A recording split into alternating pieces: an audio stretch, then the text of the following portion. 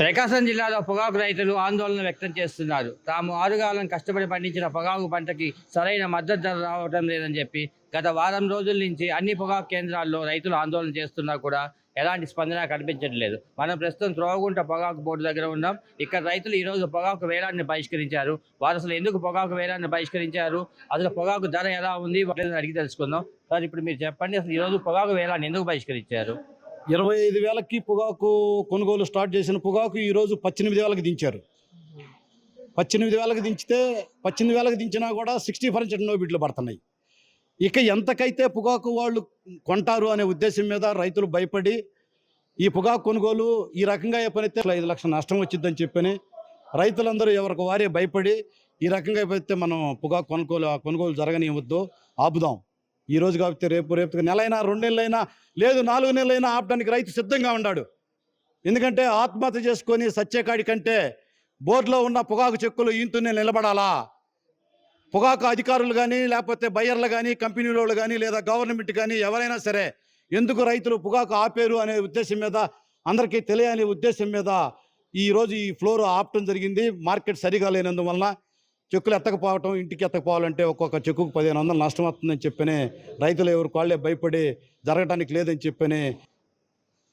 మీకు ఒక మాట, అసలు ఈరోజు ఏ ఏ గ్రామాలకు చెందిన రైతులు వచ్చారు, ఎన్ని చెక్కులు తీసుకొచ్చారు, అసలు ఎన్ని చెక్కులు కొన్నారు? 302 చెక్కులు ఇచ్చారండి. 151 బ్యాన్ని ఇచ్చారు. ఇలా 302 చెక్కులు ఇస్తే ఈరోజు 200 చెక్కులు తీసుకొచ్చారు. తక్కువ చెక్కులు కూడా ఎందుకు తీసుకురాలేదంటే రోజు 60% నో బిడ్లు అవుతున్నాయి కాబట్టి భయపడ్డారు రైతులు. చెక్కు తీసుకొస్తే 1,500 అవుతుంది. ఈ 1,500 ఎక్కడ పెట్టుకోగలుగుతాము? కొనకపోక మనకు 1,500 నష్టం పెట్టుకోవాల్సిన అవసరం ఉందా అనే రైతు భయపడి తీసుకొచ్చుకోవాలా. మీరు ప్రభుత్వాన్ని ఏమని డిమాండ్ చేస్తారు? అసలు గత ప్రభుత్వం హయాంలో కూడా టీడీపీ హయాంలో ఉన్నప్పుడు కానీ వైఎస్ఆర్సీపీ హయాంలో కానీ ప్రభుత్వం మిమ్మల్ని ఆదుకుంది అంటున్నారు. అసలు అప్పుడు ఎలా ఆదుకుంది? ప్రస్తుతం ఇక్కడ ప్రభుత్వం నుంచి మీరు కోరేది ఏమిటి? గతంలో 2000 సంవత్సరం ఆ టైంలో సర్బై సొసైటీ ద్వారా తెలుగుదేశం గవర్నమెంట్లో 5 కోట్లు 10 కోట్లు ఇచ్చారు అప్పట్లో.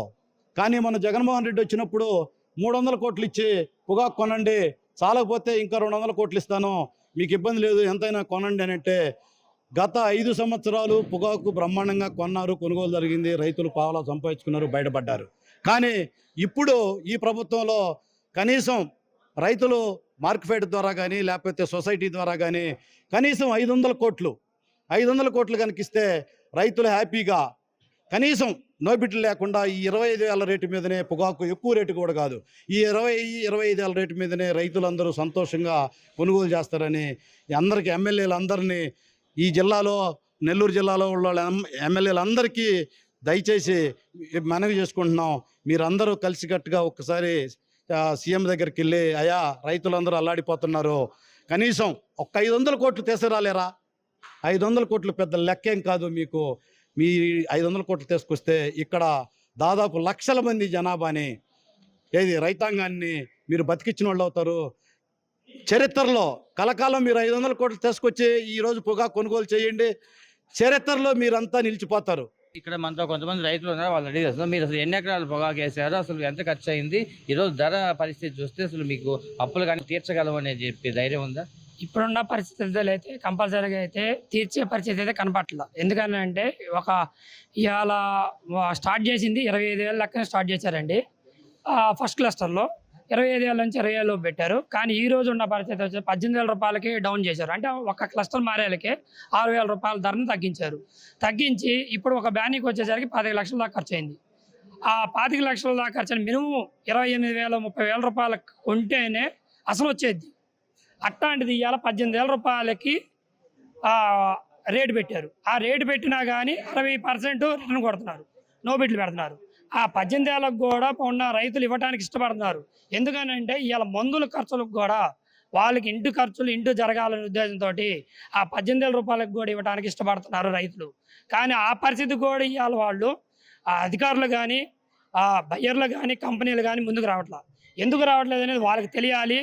ఆర్డర్ లేవని చెప్తున్నారు కానీ అది ఊరక రైతుల్ని నష్టం చేయాలనే ఉద్దేశంతో వాళ్ళు ఈ చర్య తీసుకుంటారా కానీ అవసరమైతే ఉంది, కంపల్సరీగా మార్కెట్లో ఉంది.